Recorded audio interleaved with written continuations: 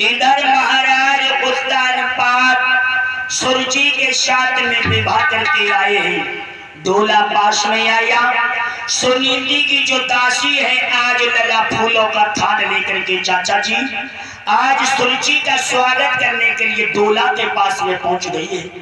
जवाब दिया, चलो महारानी तुम्हें बड़ी रानी ने याद किया है, बड़ी खुश है तुम्हें देख करके। हाय हाय, इतनी बात सुनी सो पेट में लला नाग सुलूटियो। सोचने लगी जब घर में मेरी सौतऊ है का सौत के पीछे लला जी माता बहन को सौत बुरी बड़ी लगत है। ध्यान रखना। उसी समय जवाब दिया, महाराज उत्तानपाद से कहा कि महाराज क्या तुम्हारे घर में एक रानी और है? उसी समय आज महाराज उत्तानपाद नीचे को गर्दन डाल करके खड़े हो गए। ध्यान रखना मेरे भगवत प्रेमियों। उसी समय महारानी सुरुचि के लगी, सुनो जब तक ये सौत इस आंगन में रहेगी तब तक मैं डोला से नीचे पैर नहीं दूंगी। ये सौत जब एक रानी तुम्हारे घर में थी तो तुम्हें दूसरा विवाह करने की क्या आवश्यकता थी? उसी समय महारानी सुरुचि महाराज उत्तानपाद से बोली है कि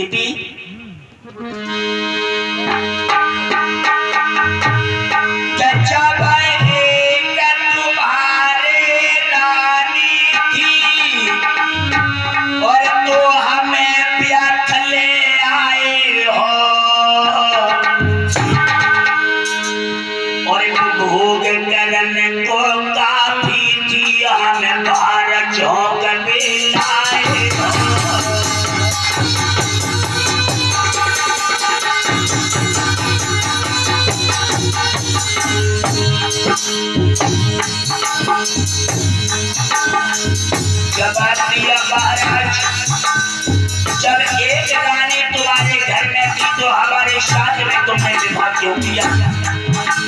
जब एक तुम्हारे रानी थी तो हमें प्यार कर ले आए हो। भोग करने को काफी किया हमारा ले आए हो।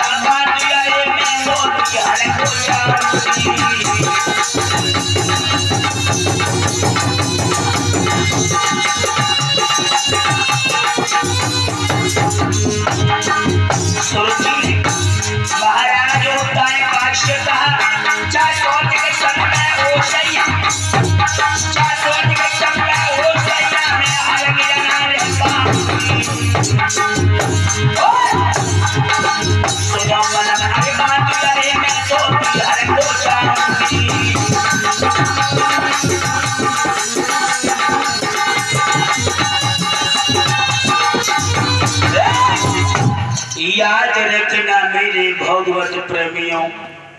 सुखदेव जी समझाने लगे कि हे राजा परीक्षित। उसी समय आज सुरुचि ने जवाब दिया है कि हम सौत के साथ एक पल एक क्षण भी रहना पसंद नहीं करते हैं।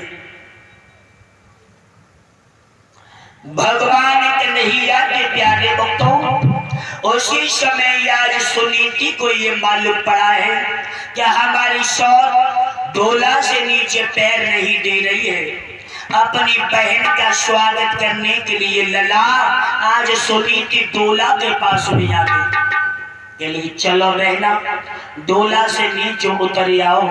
और जैसे सुनीति की लला शक्ल देखी ऐसे मालूम पड़े मगर छाती जाने जरा दी हुई। हाँ, डोला से उतर के सुरुचि ने एक लात मारी और जवाब दिया, हरामजादी, अरे तेरी तो कोख से कोई संतान नहीं हुई। अरे तू तो बांझ है और रोजाना तेरी शक्ल इस घर में देखूंगी तो मैं भी बांझ हो जाऊंगी। चल तेरे साथ एक पल एक क्षण भी मैं इस घर में नहीं रहूंगी। जब तक तू घर से अलग नहीं हो जाएगी, तेरा देश निकासा नहीं हो जाएगा, तब तक मैं डोला से पैर नहीं दूंगी। वारे समय महाराज उत्तानपाद बार बार सुनीति से कहने लगे, गोरी अब क्या देख रही हो? मैंने पहले ही तुमसे मना किया था कि आप हमारा दूसरा विवाह मत कराओ, तुम्हारा देश निकासा हो जाएगा। भगवान कन्हैया के प्यारे भक्तों, सुखदेव जी समझाने लगे कि हे राजा परीक्षित, उसी समय महाराज उत्तानपाद की रानी सुनीति हाथ जोड़ करके लला मैया सुरुचि से बोली है, सुनो बहना, हमें घर से न्यारा मत करो, हमारी कोई संतान नहीं भई है, ताश मैंने अपने स्वामी की दूसरों विवाह करो है कि तेरी कोख से कोई लाला हो जाएगा तो मेरे स्वामी का नाम चल जाएगा। और एक बात बताए दे भैया, घर में चाहे 100 बीघा जमीन हो, चाहे कितनी अच्छी तुम्हारी बिल्डिंग खड़ी हो, अगर वह घर में अगर कोई दौलत को बरतने वाला नहीं है तो ऐसी दौलत से भला फायदा क्या होगा?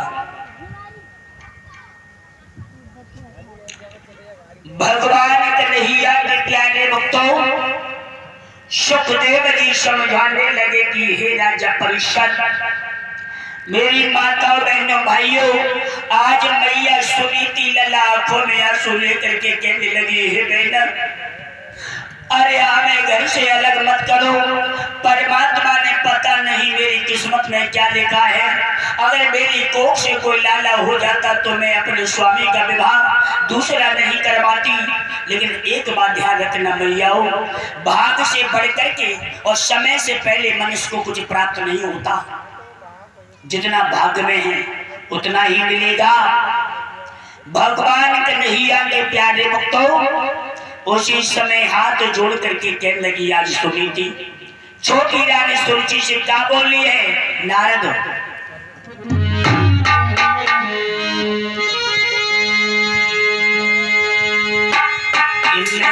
नमक से रोटी खाएंगी मेरो सोई नसीब, नमक से रोटी खाएंगी मेरो सोई नसीब।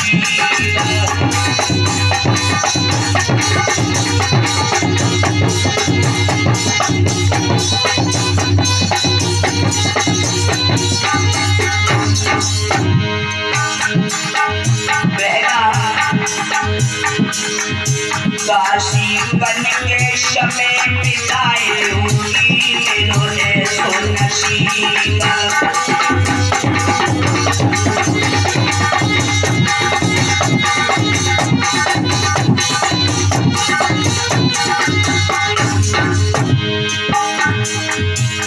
और जवाब दिया बहन, ओ बहना,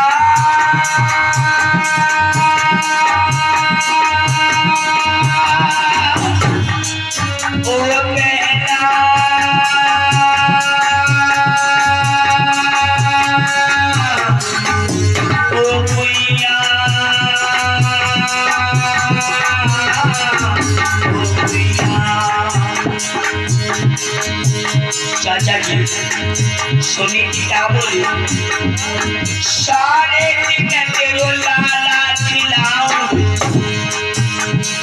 जो तेरी कोख से लाला होगा ना, सारे दिन तेरे लल्ला को खिलाऊंगा, काशी बन के आयशा में बिताऊं।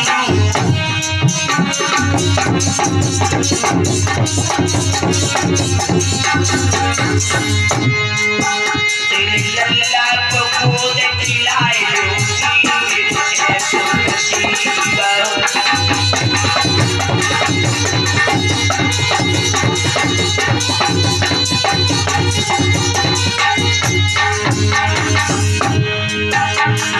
नमक से रोटी खाएंगी मुझे सो नसीब, नमक से रोटी।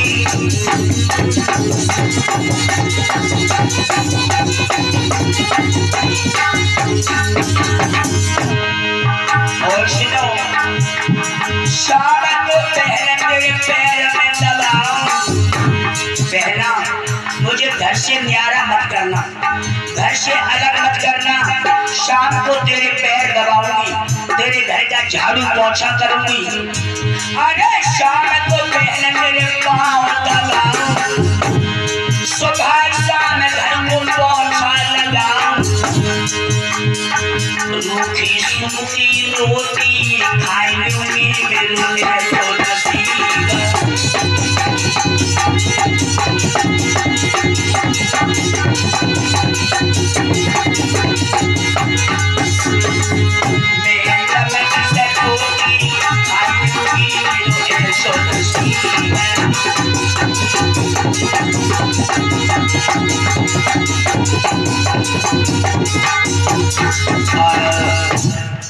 याद रखना मेरे भगवत प्रेमियों, बार बार मैया सुनीति ने छोटी रानी को समझाया, लेकिन छोटी रानी के आज दिल पर कोई फर्क नहीं पड़ा। आगे बढ़कर के आज सुरुचि ने लला वह सुनीति के पेट में एक लात मारी है। हरामजादी, निकल जा यहाँ से, तेरी सूरत देखना हम पसंद नहीं करते हैं। महाराज उत्तानपाद से जवाब दिया कि महाराज, ये तुमने मेरे साथ में बहुत बुरा किया है। जो एक रानी होने के बाद भी तुमने मेरे साथ में दूसरा विवाह किया। डोला से नीचे पैर जब दूंगी, जब ये सौत मेरी आंखों से ओझल हो जाएगी।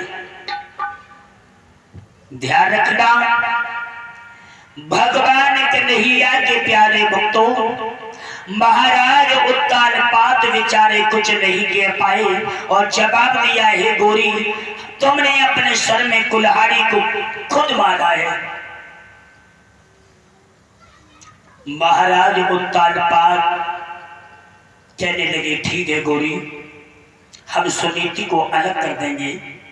सुनीति का हाथ में एक फटा हुआ बांस दे दिया, एक टूटा हुआ खटोला डाल दिया, फटा हुआ बांस दे दिया है कि चल जा, तू हमारी अट्टारी के काग रखाना। 8 दिन की सड़ी हुई रोटी वो सौत जो घर में आई थी वो पहली रानी को देने लगी। सारा दिन होता है, मैया सुनीति अट्टारी के काग रखाती है। शाम को बेचारी थक करके बेहोश होकर के सो जाती है। वारे समय तभी तो कहा है कि कभी हमें गुमान नहीं करना चाहिए। क्यों? पता नहीं पल भर में कौन सा मोड़ आ जाए। मैया सुनीति ने कभी ये नहीं सोचा था मेरे पहाड़ी के भक्तों कि मेरी जिंदगी में ऐसा भी दिन आएगा जो कि मुझे भक्ति भिखारिन बन करके मुझे काग रखाने पड़ेंगे। क्यों? मैया सुनीति सारे दिन कौआ रखाती है और जो छोटी रानी जो आई थी दूसरा विवाह होकर के वो बेड पर आराम करती है, ऐशो आराम करती है, दासियां उसके पैर दबा रही है। लेकिन ध्यान रखना, कहां पर हर घंटे पर साड़ी बदलने वाली, अब तो एक फटी हुई साड़ी में, टूटे हुए खटोला में बेचारी आराम करती है। एक फटा हुआ लिहाफ दे दिया। 8 दिन हो जाते हैं। मैया सुरुचि जो दूसरी रानी आई थी अपनी सौत को नाना प्रकार से दुख देने लगी। तभी तो कहा है कि हे परमात्मा, हर बहन को एक संतान अवश्य देना।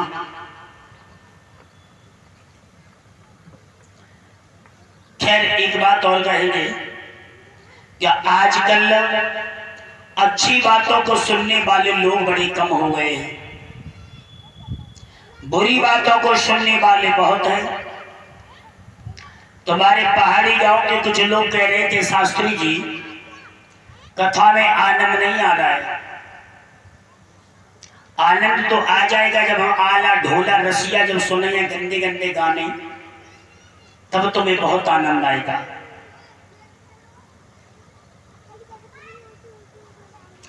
लेकिन बात यह है कि आजकल के कथा वाचकों ने नहीं भागवत को पूरा भगवत्ता बना दिया है। भागवत को भागवत की नजर से नहीं देख रहे आज के गायक, उल्टे सीधे गाने रसिया गा रहे हैं, पब्लिक उसी पर खुश है। लेकिन जो सत्य बात है उसे कोई मानने के लिए तैयार नहीं है, क्योंकि अच्छी बातें इसलिए नहीं मानेगा, कलयुग चल रहा है, किसी को अच्छी बातें बताओगे ना तो तुम्हें बेवकूफ और पागल समझेगा। कोई बात नहीं, हमारा केवल समझाने का कर्तव्य है। अब जो हमारी माताएं बहना बेचारी भैया बंधु सुनने वाले हैं वो पंडाल में बैठे हैं, और जिन्हें आला ढोला से मतलब है, रसियों से मतलब है, उन्हें तो कोई मतलब ही नहीं है। सोच रहे चलो कि आवाज तो घर में आ रही है। लेकिन हमेशा ध्यान रखना कि भगवान की कथा को हमें सच्चे मन से सुनना चाहिए, बुरे मार्ग को छोड़ करके अच्छे मार्ग पर चलना चाहिए। क्यों? एक ना एक दिन ये शरीर तुम्हारा यही पड़ा रह जाएगा, और एक दिन ये शरीर मिट्टी बन करके शमशान में जल जाएगा।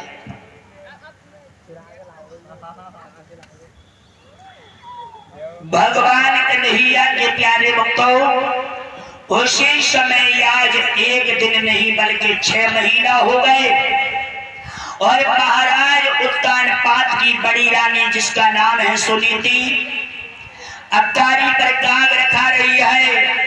लेकिन महाराज उत्तानपाद छोटी रानी सुरुचि के प्रेम में नारद इतने दीवाने हो गए कि बड़ी रानी को ऐसे भूल गए जैसे मानो कि उसके साथ में विवाह ना किया हो। क्यों? उसकी सुंदरता को देख करके लला महाराज इतने मोहित हो गए कि लला वो अपनी बड़ी रानी सुनीति को भूल गए। और ये हकीकत भी है। क्यों? कवि ने लिखा,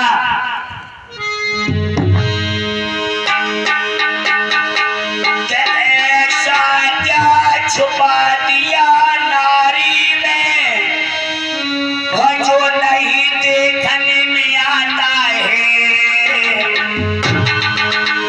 और नारी के आगे सूरवीर विद्वान तलक झुक जाना है।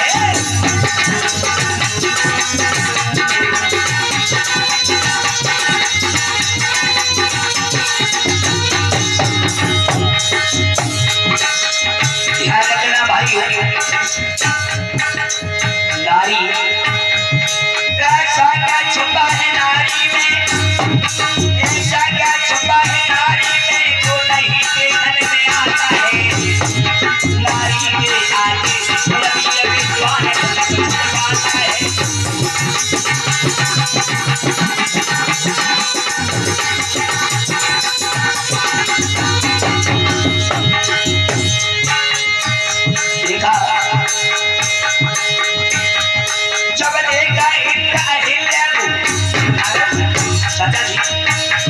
जब देखा इंद्र अहिल्या को, तो छोड़ गई अपनी नारी, उस महानीचे चंद्रमा ने और गुरकी बजा गई नारी।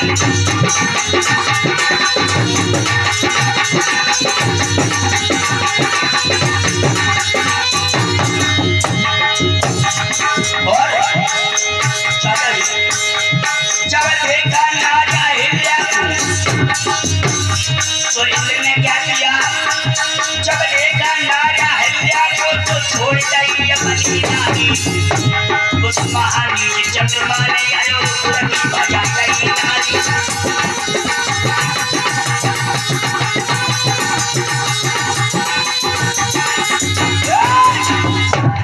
याद रखना बहुत सुंदर मेरे बेटा, ध्यान रखना मेरे भगवत प्रेमियों, ऐसा क्या छुपा दिया नारी में और जो नहीं देखने में आता है।